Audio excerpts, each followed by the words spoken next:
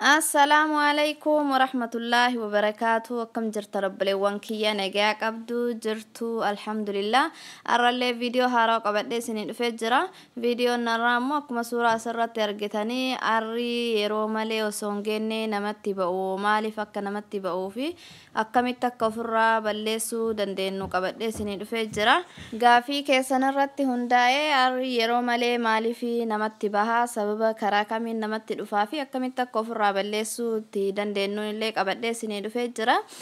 video haga dhuma obsaan dhageeffadhaan afaan turaa isiniin jedha warri video kiyya kanaaf haaroo taatan ammoo subscribe godhaadhaa gara maatii kiyyaa idaamaa isiniin jedha waa hedduu walirraa barannaa wal barsiifna inshallah warri amma dura naaf gootanii afaan turtan ammoo galatooma galanni keessan guddaadha akkanuma afaan turaa isiniin jedha video yoo isin jaallachiise like gochuullee hin dagatinaa like share comment subscribe godhaadhaa Arrini tokkoffaa karaan inni ijoollummaadha yookaan osoo umriin kenna bakka arriin itti namatti ba'u san hin genne inni namatti ba'uu fi tokko arrii aannanii jedhama arrii aannanii irra hedduun keessan beekullee nooltanii ijoollee daa'ima ta'aniyyuu yeroo garii arrii aannanii jedhanii rifeensa keessa nama jiruudha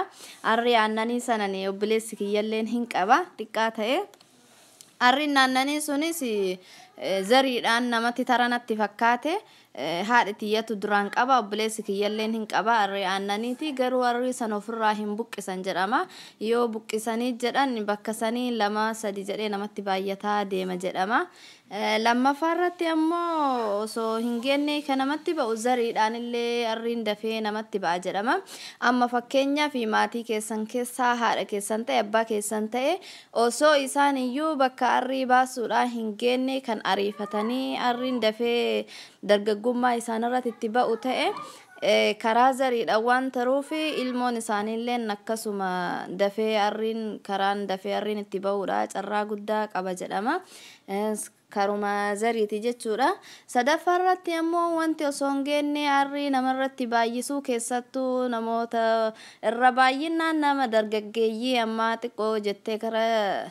dargaggummaa raachi deeman osoo bakka sila arriin namatti ga'u hin genne irra hedduun nama amma arrii qaba wanti arriin akkasirra namatti ba'uuf yaada cinqii sammuu kenna nu cinqinee yaannee maal jennu yoo ta'e arriin dafee sababa cinqii sammuu kennaa saniif arriin nutti ba'uu danda'a Ammasi afraffaarrattis hir'ina viitaaminoota yoo qaama keenya keessa hedduminaan ka qabaannu ta'e keessattuu hir'ina akka viitaamin B faa ka yoo of keessaa qabaannu ta'e seeliin duraanii rifeensa keenya gurraacha akka inni bifa gurraacha godhatee marguu biqilu godhu san hin dadhabaa humna dhaba rifeensi keenya gara bifa isaa jijjiirataa arriin nutti ba'aa deema jechuudha. ofirraa balleessina jennee ammoo wanta keemikaala ala arrii balleessa jedhamee bitamee ofitti goggodhan kana yoo ofitti goonu ta'e hedduminaan nutti baay'isa malee yeroo sanii fi waan balleessu fakkaata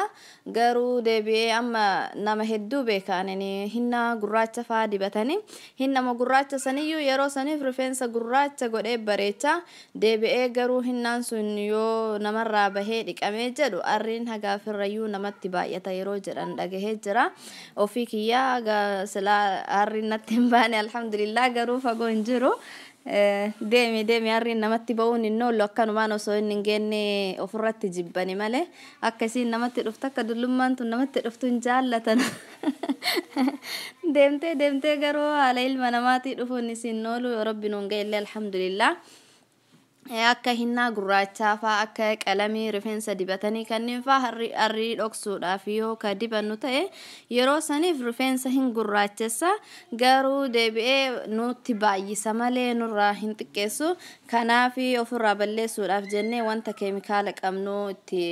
fayyadamuun illee bareedaamee arrii yoo ka duraan nurra jiraatu ta'e nutti baay'isa akkasuma arrii rifeensa keenya keessa firiin takka lama yoo jiraatte arrii san buqqisuudhaaf jennee rifeensa tokkocha lamaan sayyoo rifeensa keenya keessa ka buqqifnee baafnu ta'e bakka rifeensa irraa buqqisan san arrii ka biraa namatti baay'ataa 2-3 namatti baa yeroo jedhamu dhaga'ee jira kanaaf arrii san balleessuudhaaf jecha rifeensa keessanillee bakka sanii buqqiftanii hin kaasinaadha namatti baay'ata Furmaanni ofirraa balleessuudhaa fi arrii kanaarrii yeroo malee osoo umriin keenya bakka san hin geenne namatti dhufu ka rifeensa keenya nu jalaa addeessee akka hin jaallanne nu jalaa godhu ofirraa balleessuudhaa fi tokkoffaarratti bishaan dinnichaa bareedaadha jedhama. Nama hedduutu itti fayyadamee bishaan dinnichaa yoo ka itti deddeebi'anii fayyadaman ta'e rifeensa arrii ka namatti ba'e sanillee namarraa balleessuudhaaf xiqqoo tokko hin gargaara. Garuu ka san caalu hundeedha rifeensa keenya gadi bahaa deema waan ta'eef hundee rifeensa keenyaa akka inni jalaa sirraa'ee gurraacha'ee bahaa deemu godha jedhama. Itti fayyadame isaa dinnicha ka qola isaati ka itti fayyadamani quncee isaa karraa quncifame yeroo soorata hojjannurraa quncifnee gannu san isa ka itti fayyadamani dinnicha quncisaniiti quncee isaa san bishaan itti godhanii distii irratti godhanii bishaan isaa san wajjin quncee san danfisanii haga inni bifa jijjiiratee gara bifa yeeloo faana deebuutti danfisanii yeroo inni danfee jedhatti biddarraa fuudhanii bishaan sun yoo qabbanaa'ee gadi qorree jedhu ta'e jalaa dhimbiibanii rifeensa san bishaan dinnichaa san jechuudha rifeensa keenya jalqaba dhiqannee shaampoodhaan dhiqannee qulqulleessinee ganni qulqullaa'ee jedhe bishaan dinnichaa san itti goona keessa isaa hunda isaatiyyuu bishaan dinnichaa saniin sirritti massaajii gooneeti yoo nutti tolee jedhe haga daqiiqaa 10 akka sirritti massaajii goonee haga bishaan sun hundee rifeensa keenyaa keessa gadi seenutti massaajii gooneeti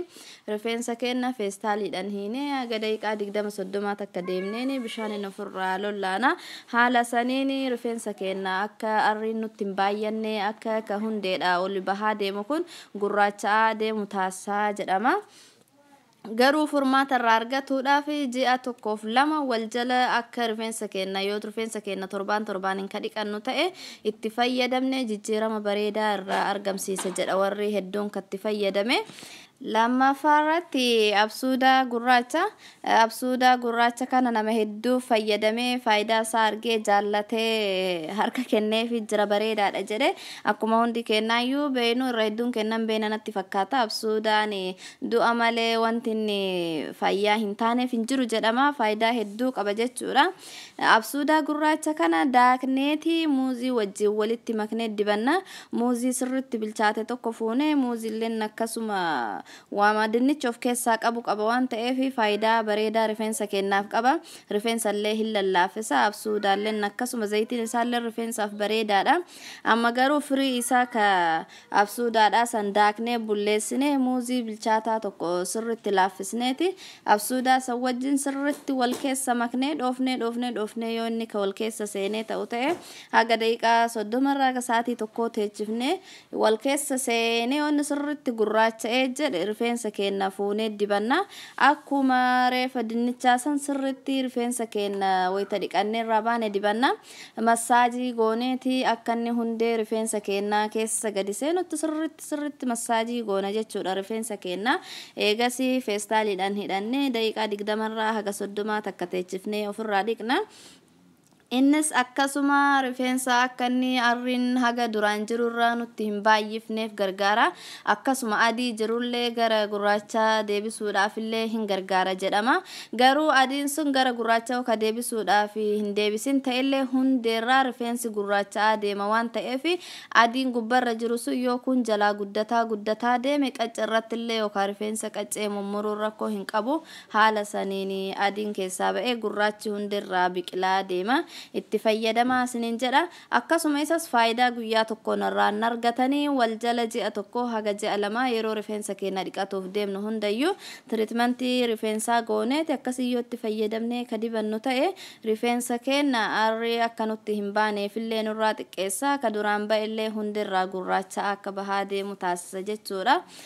Seelii duraan dadhabee rifeensa gurraacha uumuu dadhabee gara adii faana jijjiirame akka seeruun sun jajjabaatee deebi'ee rifeensa gurraacha biqilchaa deemu taasisa waan ta'eef inni fatina obsaa wal jala ji'a 1-2 itti fayyadama faayidaa bareedaa irraa argattan isiniin jedha. Sadaffaa irratti bareedaadha jedhamee kan namni hundiyyuu jaallate namni irra hedduun jechuudha namni hundi jedha dhiifama namni irra hedduun kaarriin itti ba'ee jaallate molaasasiidha. Molaasasii kana foolii badaa qaba garuu akkasitti fayyadamuudhaaf namatti hin tolu nama hin jaallachiisu. Molaasasii kana yoo ka argannu ta'e ganama yeroo shaayii faa ganama dhugnutti akka wayita sukkaara keessa buufannutti molaasasii kana fuunee maankaa tokko fallaana tokko shaayii dhugnu keessatti buufanne yoo ka fooliin isaa nu dandeessu ta'e xiqqoo foolii badaa tokko qaba akkasitti yoo ka fudhannu ta'e rifeensa keenya inni faa hatattamaan dafee akka gara gurraachaa deebuu hundeedha gurraacharraa biqilaa deemu taasisa itti fayyadamaa isiniin jedha haala sanii yoo ka isin jibbisiisu fooliin isaa isin jibbisiisu ta'e wanta akka kuukii garagaraa buskuta garagaraa faa hojjennu keessatti molaasasii kana akkasuma itti hidhaane maankaa tokko jechuudha wajjin hojjenne ganama bakka silaa ciree wanta biraa nyaannutti buskuta molaasasii of keessaa qabu kanneen faa haala sanii yoo nyaanne molaasasii argannee jirra jechuudha hedduu tokko bareedaadha innillee rifeensa seelii kenna ka dadhabee gara gurraacha duraan kalarii uumusan dadhabee gara adiidhaaf jijjiire akka seeliin sun jabaatu akka humna godhatu dafee gara rifeensa gurraacha uumu taasisa kanaaf itti fayyadamaa isiniin jedha inshallah viidiyoo narra isiniif qopheesse kana fakkaataa yoo jaallattan like share comment subscribe gochuu hin dagatina obboleewwan keessaniif illee share godhaadhaa irraa fayyadamanii gaafii yoo qabaattan karaa komentii jalaatiin naaf ka'a akkasuma yaada keessanillee karaa jalaatiin naaf ka'a viidiyoo jaallattan like share comment subscribe gochuu hin dagatina haga viidiyoo biraatiin walitti deebinutti har'aaf assalamu alaikum wa rahmatullahi wa barakatuh